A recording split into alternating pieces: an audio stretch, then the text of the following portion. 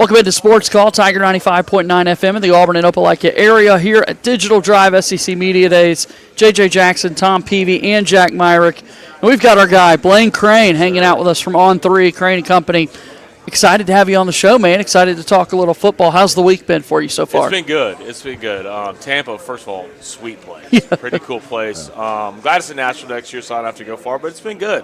It's been good. It feels like it dragged out a little bit the last couple of days. Not as exciting things. Yesterday was a good day with Pete and John, kind of getting after a little bit. It's always good to have DCs up there, technically, because, look, you're going to get a couple cuss words. You're going to have a little fun. So, man, it's been fun. Ready to get back to the old stomping grounds. You're riding solo this week, though. I am. My brother and his wife, Reed, are expecting a baby. Next week, another little girl, Rollins. They already have Viola. David has like 7 kids. So, like, David, every time David shows up to work, I'm like, hey, man, you did it. Congrats. So, yeah, they sent me down here. I haven't messed anything up so far. So, it's been going good. You're just looking around like, where, Yeah, it feels weird. Man. That's the first time I've really, ever been on, a solo trip. Because I remember Jake went by himself to Dallas. What was that, last year, I believe it was? 2024. 2 years ago. So, yeah, solo. It's been fun. It's just getting to see everybody, kind of by myself, doing some radio hits here and there. Yeah. Good time. Well, so obviously your family is well known in the Auburn world, and excited to talk a little Auburn football with you here. And it's a new era with Alex Golesh taking over the program. What's your sense of all of this as we're really close to football season now? We've been talking about the hire since the end of last season, and now here we are actually getting to line them up soon. Yeah, this year it feels different. The vibes are different to me. My brother and Hugh Freeze had a little bit of thing going there. Jake was a big advocate for Hugh Freeze. That didn't work out. I was never really sold that much on Hugh. But I tell you what, Golesh, it seems like it's all business to him. And that's what I want in my head coach. He's not out on a golf course. I don't want my head coach having a lot of fun. I want him grinding. That's what I think Golesh is. And, I talked to Byrum the other day, too, and he seems like the first thing he said to me, man, is like, I just want to go win. In Auburn, what hurts the most, to be honest with you, it's not like Auburn's lacking talent. It's not like you look at the field and we don't have the athletes to compete. That's not it. It's been coaching. And I think nowadays, especially with the transfer portal, coaching matters more than ever. So I think Golesh is going to be a good fit. We'll see. Look, I'm an Auburn fan, so I'm going to have hope no matter what, no matter who we put in there. But I think we have the guys in the quarterback position is the most important. I think that's pretty sewn up, too. So. How big is it that you brought in all these guys from South Florida just for the continuity of things? You don't have a lot of guys trying to learn the new system. I mean, it seems like it's going to put Auburn a little bit ahead of the curve. Well, chemistry matters, especially when you bring in a new system, right? And Auburn fans are not going to be used to this. You're going to expand the hashes. You're going to go really fast, a lot of plays. You're going to run your quarterback a lot more. The big thing with me, I know the receiver's a good piece, but bringing the center along as well is massive. It's massive just to conduct that offensive line. He's the captain of that. The continuity will go.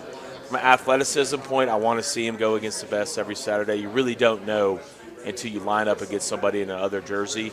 So I feel good about it, and it all starts at the top. The way it's kind of feeding down the river, it seems like it's fitting well. And you got to sit with Byrum Brown recently. From that interview, what was something that really stuck out to you about him that you kind of blew you away? Like, this might be the guy. Competitiveness.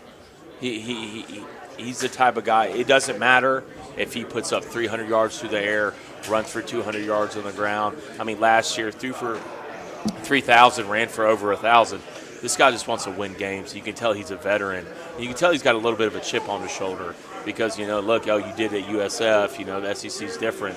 The guy's ready to come in and compete, and he wants it all. And that's what Auburn's about. It's not about just going and winning 8 games or 9 games. Auburn's a national championship caliber program. And I think that's the expectation with him and Golesh, and that's going to feed throughout the program. And I will say this about Golesh, which I didn't think that Hugh really did a good job of, is the locker room's behind him. The first thing you have to do as a head coach is you got to win your guys. You got to win the locker room because it's not always going to go right. And you go through Auburn, they were 0-6 last year, 1-possession games, 1-4, and those games are leading, going into maybe the fourth quarter of the second half. So Byron's he believes in his coach, and I think it's going to show on the field. And it just feels so good to not have to worry about the quarterback position as an Auburn guy. Yeah, Tuesday, speaking of Golesh kind of winning over people and stuff, one of the, I think, things going around, he's been saying identity and stuff. It's really big. The standard he's trying to set in place. For you, though, because that's what he said that needs to be successful for the Tigers? And not looking at win numbers, but for you, what would you define as a successful season for year one for Alex Golesh? From a win total standpoint? Just in way what you would define as a success. With this schedule, I think 8's reasonable. Okay. Look, you're going to get Florida at home. Don't know who their quarterback is. You're going to get Tennessee on the road, probably playing against a freshman. You're going to get Vanderbilt. We'll see with that. There's a lot of new pieces with Diego Pavia. And Alabama, I know that game is on the road, but we don't know who's going to be starting. And I will say this. I know we haven't beat Georgia in so long, but I tell you what, Georgia most of the time feels like they beat teams. Every time we play Georgia, it feels like we beat ourselves. We can compete like every single time, even with the Vlad McConkey and Brock Bowers days. So the thing about this Auburn team is with the defense, keeping our DC, we're going to be in every single football game. If the offense is good enough, right, if they can finish, that starts with the coaching staff, Auburn, there's no reason for Auburn to win anything less than 8 games. You just mentioned defense, and that's where I wanted to go to next because I know all the Cranes love their defense. I do. Everybody's talking about offense. Everybody's talking about Golesh and Byrum Brown and all that. This is a defense that has also got to play. This is a defense that's returning some guys, lost a lot of guys. It's also a defense that really, didn't give up more than 24 points to anybody except for Vanderbilt until that point. What does this defense have to do to get to that level or to remain at that level and keep up with what could be a high-powered offense? Well, I think it starts with physicality, and the second thing is getting to the quarterback. Right, that's what makes you different in this type of league. I know we lost Falk. I thought he was a little bit underwhelming in my opinion. We're going to have some guys step on that front, new faces. But I think a big key is having a guy like Xavier Atkins, your green dot guy in the middle. You can he can play really any position, but to have that comfortability at linebacker is just going to only expand. And I feel comfortable at all 3 levels. And I will say it's the same thing. Everyone gets all hyped up about the Lane Kiffin hire, the Golesh hire, which I think are great hires. It was so important to keep DJ as the DC. It's massive. Same thing with LSU and Blake Baker. So, offense will win you a lot of games, but defense will keep you in every game. Yeah. And they did it last year. Go back and look. So I think it's going to be a lot of new faces, but I think there's going to be some faces that emerge on this defense because DJ, no matter what, these guys believe in him, and they'll get after him for 4 quarters. That's the voice of Blain Crain from Crain & Co. with On3, talking Auburn football going into the new season. Obviously, growing up in an Auburn family, the earliest memories that you have with Auburn football are what? I remember. Like, what comes to mind? I remember sitting in a film room with my dad next to Takeo Spikes and going through film.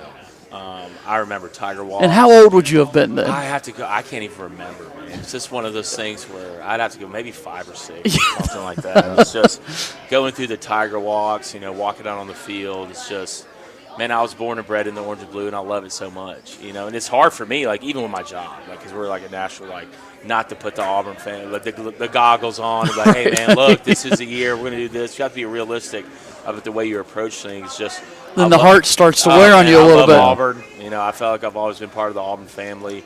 No matter how bad it is, how bad it's going to go, regardless, I'm always going to be an Auburn guy. I'm always going to support our guys no matter what. So it's been tough seeing the road we've been going on the last couple of years, but I can see the light at the end of the tunnel, and it might be this year. If you take the orange and blue glasses off for this year, neutral journalistic opinion, sure. Where does Auburn finish this year? I think 8-4. Okay, you do think 8? Yeah, I think 8-4. I think they start 5-0. I think they win at home against Florida. I think they go on the road and beat Tennessee. I don't think you beat Georgia. I don't think you beat LSU. I don't think you beat Ole Miss. The real question is, I think you beat Arkansas and Mississippi State. Mississippi State's kind of scary to me. Kamario Taylor's a really good player. He's just young, so we'll see. It's just that Alabama game on the road. I don't know what Alabama's going to be this year. I know they're going to have one of the best secondaries in the country.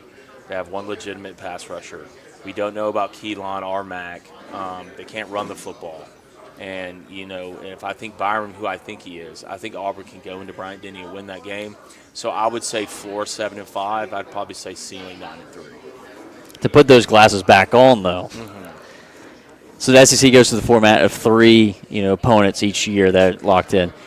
Auburn, Georgia, Alabama, those rivalries are, they're there. Yeah. But Vanderbilt was the third one. Which one was it Vanderbilt, or did you have someone else in mind as that third game you'd like to see Auburn play every year? I'm fine. Well, of course, we get Vanderbilt the worst time. ever when they're actually That is fair. Vanderbilt's not winning games because of luck. Like they get off the Yeah. bus and look how they're supposed to. To be honest with you, I wouldn't amount South Carolina. I'm a competitive guy, and look, when you come to the 9-game schedule, we can go through all that. But I want to play the best teams. Like I feel like that just prepares you to go through what you need to go through to get to where you need to get to. So I would like to see this South Carolina go against South Carolina on the road. I'd like to go there and play them with Lenore Sellers and Nick Harbor, because one, I'm a big Beamer guy, and two, that would just be a fun game to watch, man. Lenore's Byrum. With this system. That is a fun matchup. With this system, the way they do things. So I wouldn't mind to see South Carolina on that. Excited to see what Auburn football brings us here this upcoming season. You mentioned being a defensive guy. Let's go to the offense, though. Give us a player. We've said Byrum Brown a lot, but in the skill group, so many guys from last year's team are playing elsewhere or started their NFL careers. Who are the skill guys that excite you the most for Auburn I this love year? this running back room, to be honest with you. I don't think it gets talked about enough. I mean, a lot of it's going to depend on the offensive line, but what helps it so much is Byron's mobility. It's just only going to open it up. We'll see about the receivers. There's a couple of guys out there that could kind of rise to the occasion, but I have to see it first against legitimate competition. But I think Auburn has 2 legitimate backs, especially the first-string guy. It doesn't get talked about enough. We did our top 15 ranking today of SEC players, and I wanted to put him in there so bad. But if you go to the depth of the SEC, I think Cobb's going to be really special, man. So I would say the running back ring. Tell us how people can get involved with Crain and Cone. Sure. Look, Apple, YouTube, Spotify, Crain and Cone did our top 15 list today. And, man, we're a national show, so it's just not Auburn. I wish it was sometimes, trust me. But, yeah, man, YouTube, love what y'all are doing, man. Just keep it up. Y'all are kicking ass. War Eagle. War Eagle, boys. That's Blain Crain hanging out with us here today on Sports Call.